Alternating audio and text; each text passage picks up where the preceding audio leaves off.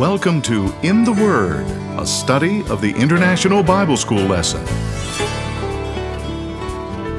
Join Dr. Lee Magnus, Professor Emeritus of Bible, and Dr. Bill Gwaltney, Professor Emeritus of Bible, both from Milligan College, as they bring you their thoughts and knowledge of the study of the Sunday School lesson for the day. Now, here is Dr. Gwaltney.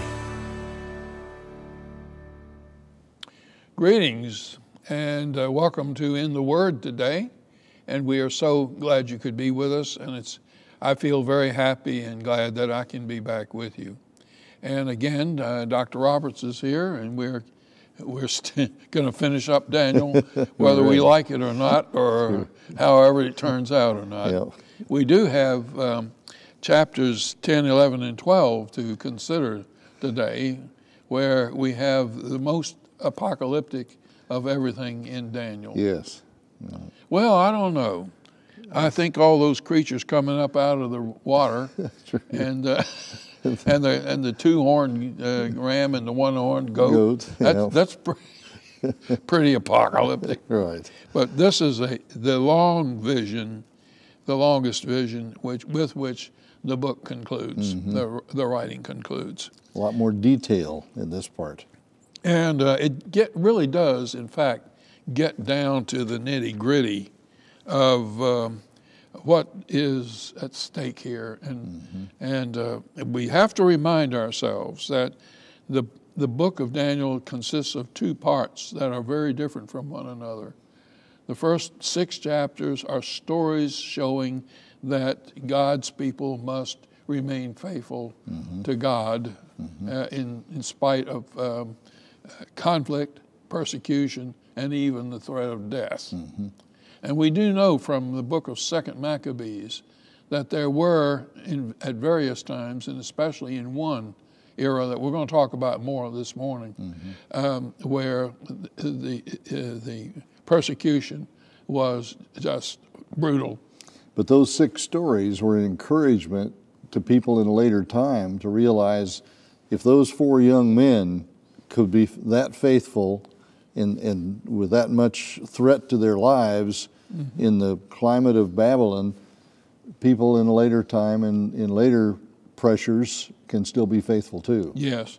Even though there were threats in the first 6 chapters, and you might say near-death experiences in a lion's den or in a burning fiery furnace, nobody died. Right.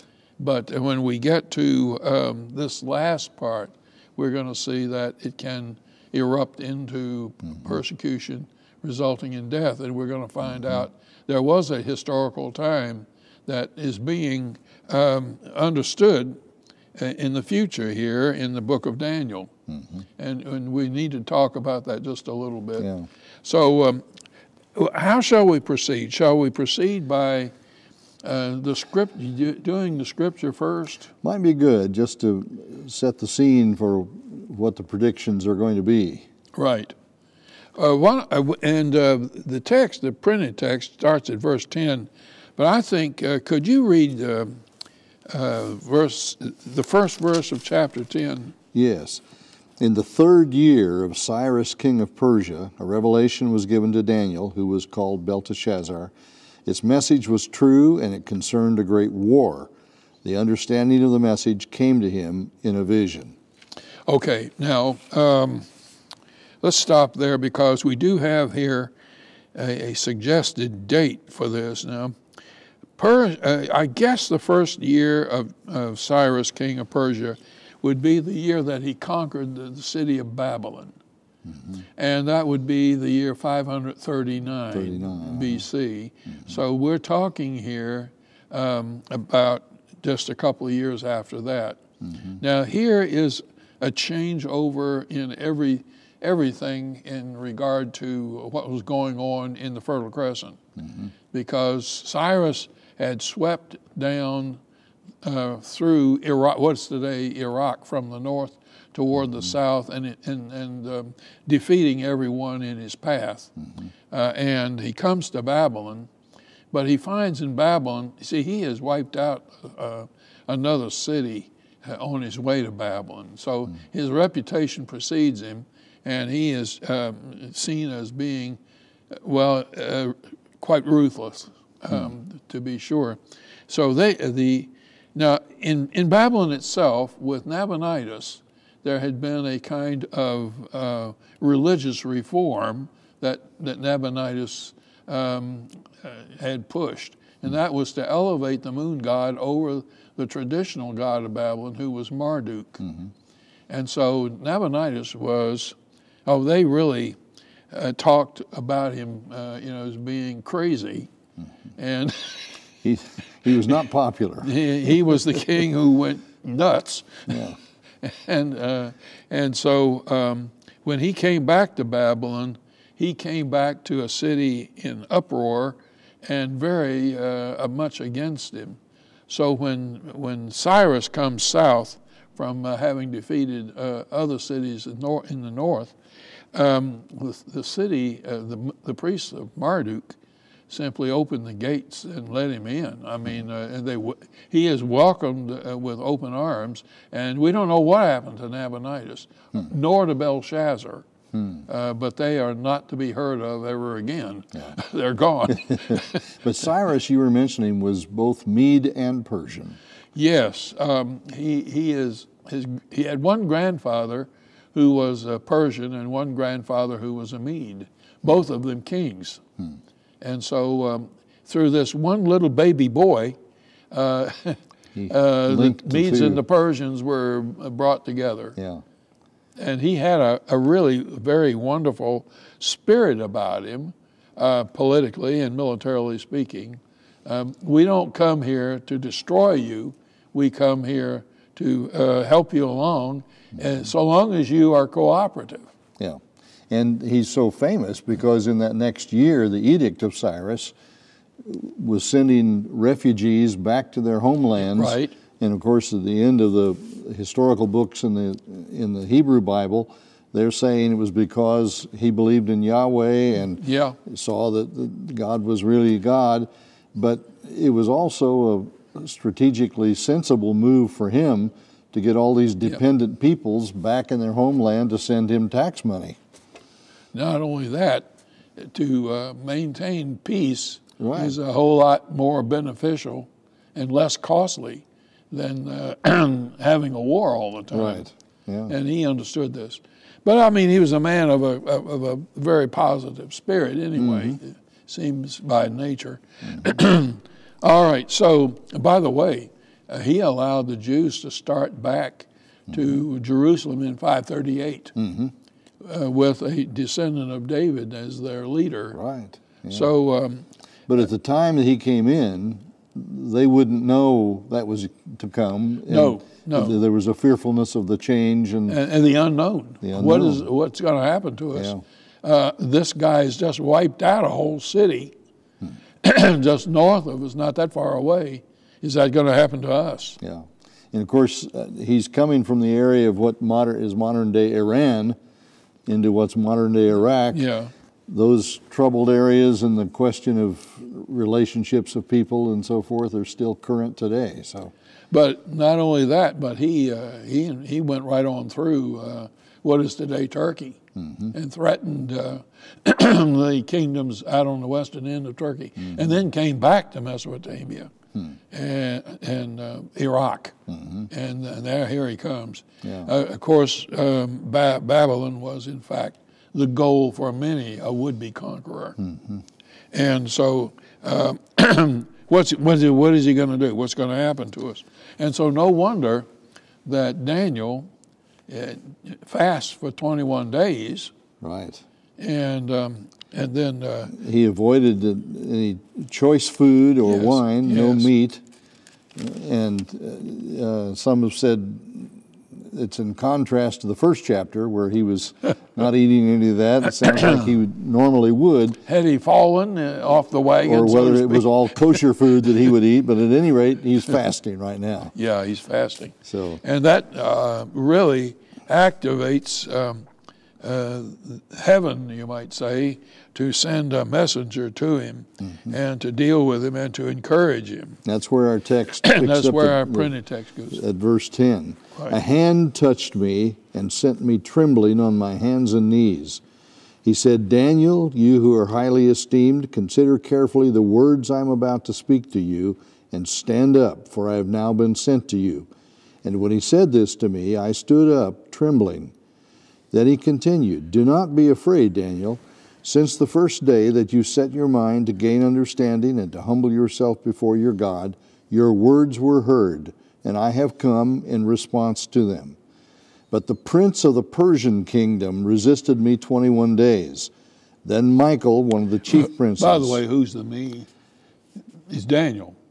Yes.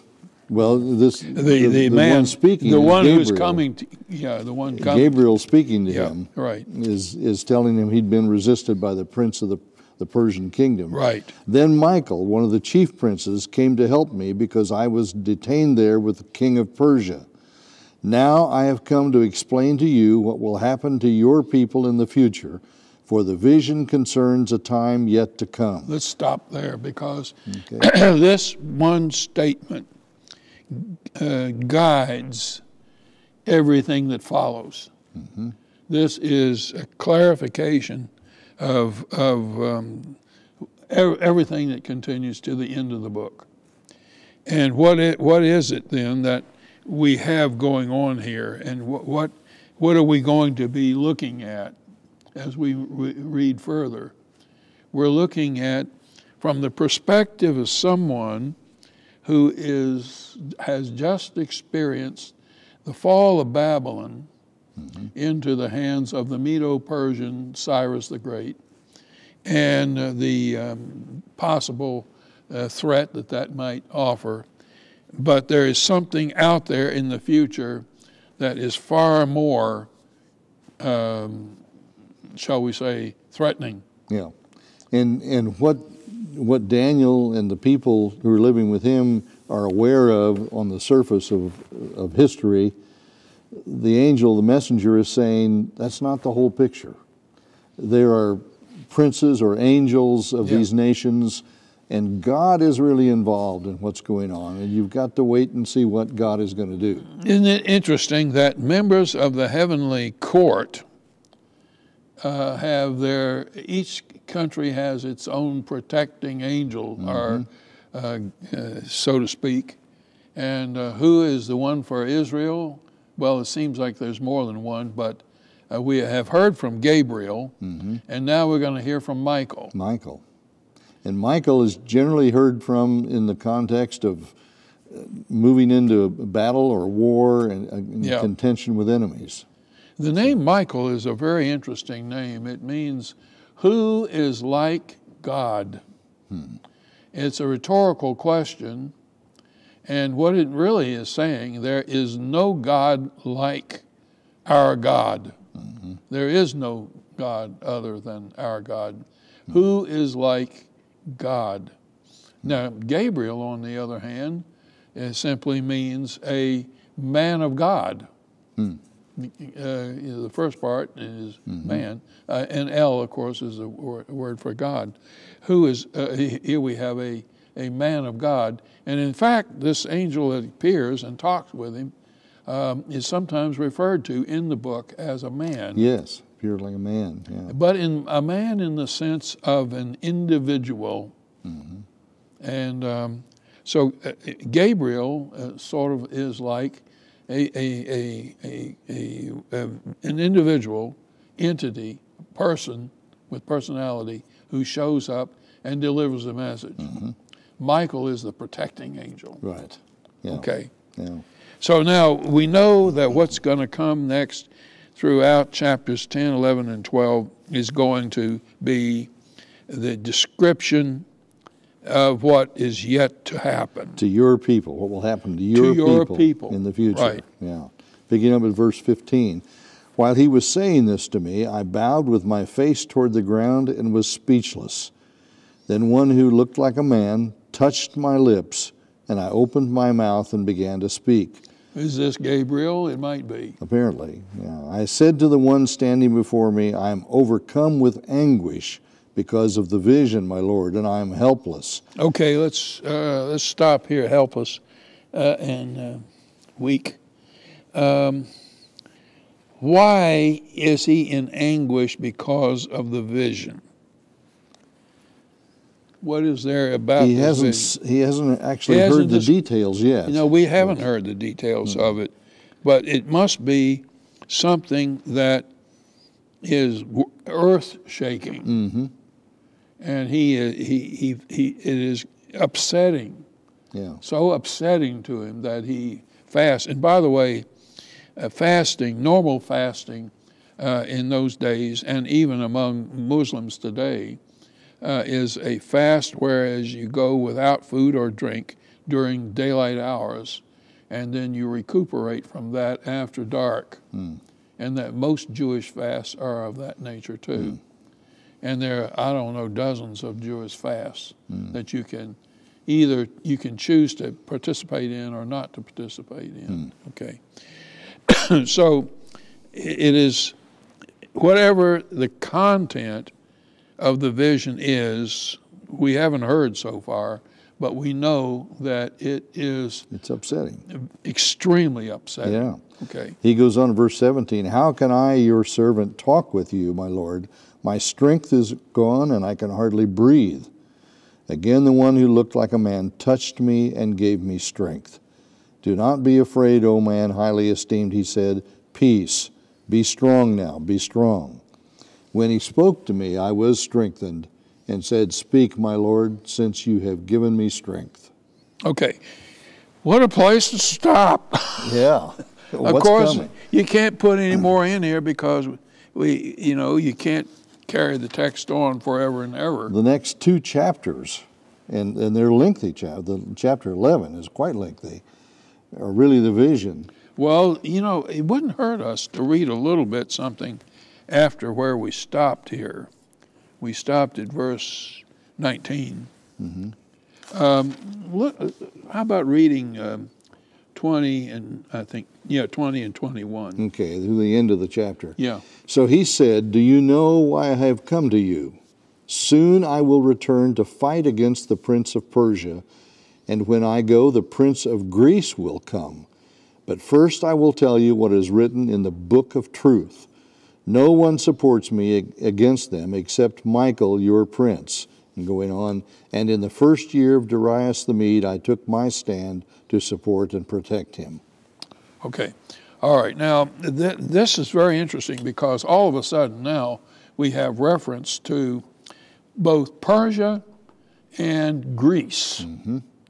And that's what's going to unfold in the next two chapters. The story of Persia and the story of Greece.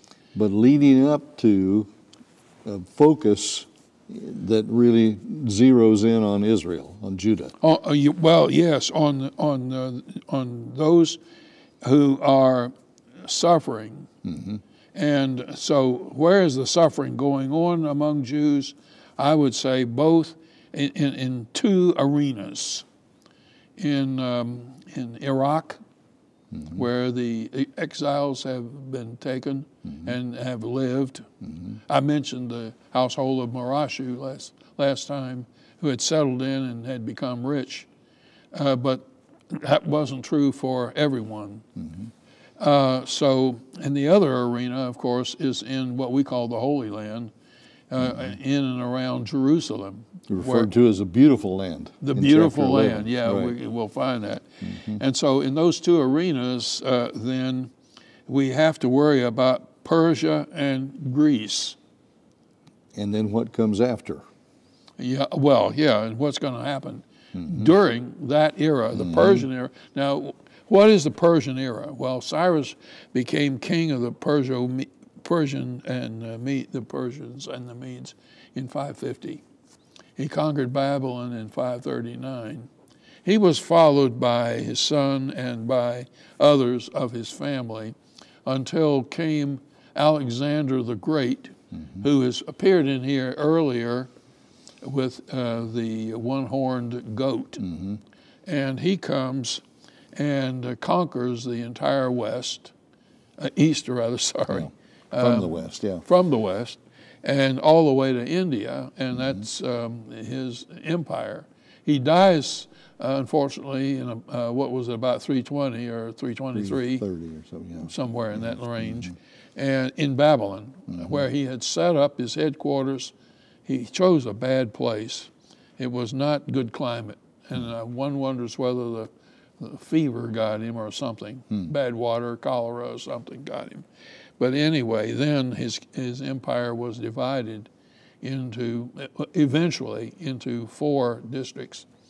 And the 2 significant ones that related to Jews, mainly in Palestine, because what had happened is in the east, the Parthians, a group of Persians, had resurrected themselves, and they kind of took over, and that left Ptolemy in Egypt and the Seleucids in Syria.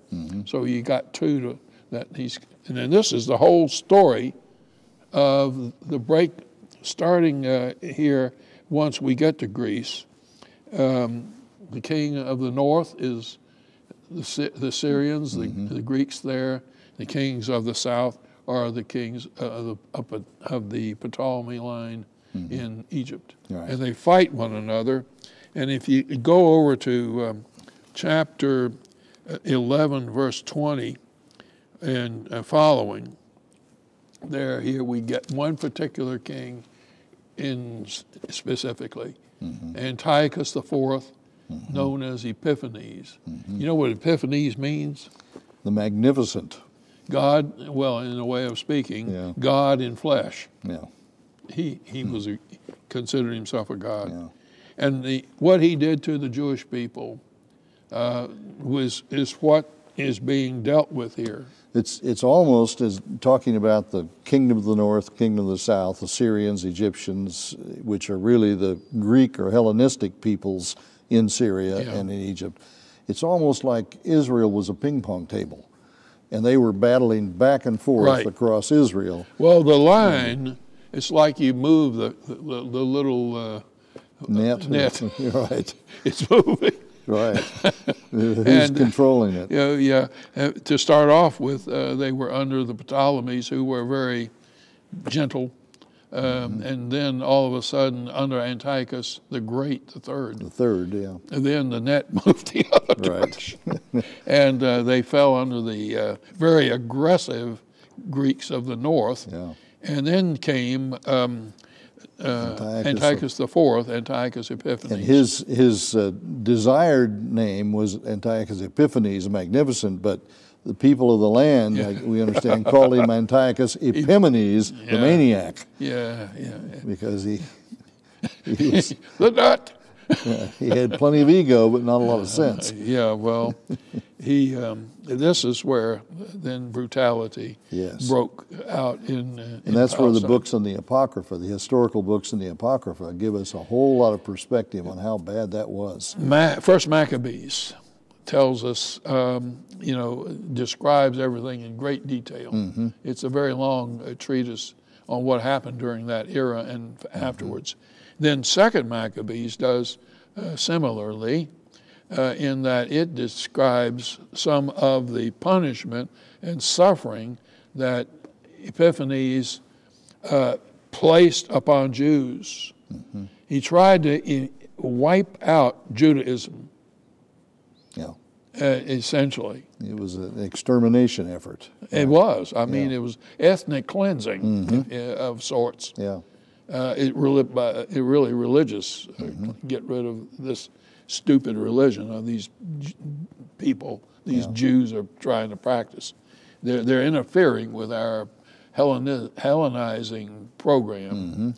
So that he is the contemptible person described here, and who is trying to destroy Jewish nationality and their religion. And it's specific enough in prediction. In verse 31, it talks about they will set up the abomination that causes desolation.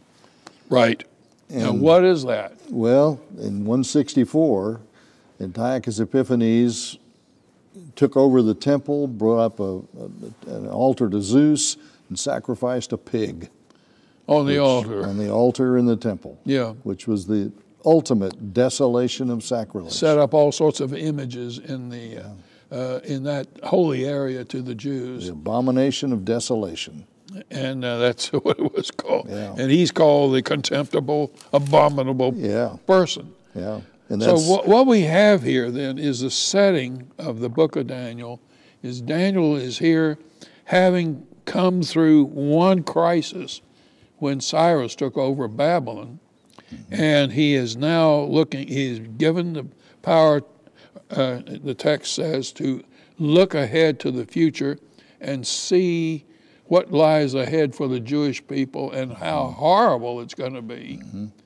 And there's even a prediction of how long is this going to last, 3.5 years. Now, that's something that's repeated in Revelation, of course. Time times and half a time, the 3.5, which is in Revelation, half of 7, which is the incomplete compared to the complete. So we don't know how many actual years, but it's an indefinite time. Well, it was kind of like 167 down to 164. Yeah. So it's kind of there. Yeah. Chapter 12, though, is so important, and on this we have to. Yes. Here at that time, Michael, the great prince, here shall arise, Michael, the prince of your people. And look at verse 2. Many of those who sleep in the dust of the earth, that is, are dead, shall awake, come to everlasting life, and some to shame and everlasting contempt. But those who are wise shall shine like the brightness of the firmament, and those who turn many to righteousness like the stars forever. But you, Daniel, shut up the words, seal the book until the time of the end. Many shall run to and fro, and knowledge shall increase. And how long is this going to be? 2.5 years? 3.5. I don't know why I'm stuck on 2.5. But anyway. Here is a clear statement that in apocalypticism, the solution is to be found in resurrection and judgment and the awarding of rewards for the righteous, even though they have died, and punishment for the wicked, even though they may have had all the nice things in life and have died a peaceful death. It's all going to be straightened out by God. And that's the point. It's not a political or a national thing that's going to set it right. It's going to be God who's going to set it right. Right. The interruption of history by God will then make everything right. And sometimes that's what we long for. So I would encourage our viewers to look at chapter 12 and reread it several times, because it's one of the greatest, most positive statements in the Old Testament that God is in charge, and at the end, truth and justice and righteousness will overcome due to God's intervention. And the book of Daniel may be a difficult book, but it is a book of faith, no question. And a positive book in spite of it all. Right. On that positive note, then, we will conclude our discussion of Daniel. We hope that it has been profitable and helpful to you to see the larger picture that we have. And come back next week. We're still going to explore faith and trust in God, and we're turning it to the book of James. Come and be with us. God bless you. This has been In the Word, a study of the International Bible School lesson with Dr. Lee Magnus, Professor Emeritus of Bible from Milligan College, and Dr. Bill Gwaltney, Professor Emeritus of Bible of Milligan College. Join us again next week for another lesson from the International Bible School lesson text. This has been a production of the First Christian Church Television Ministries.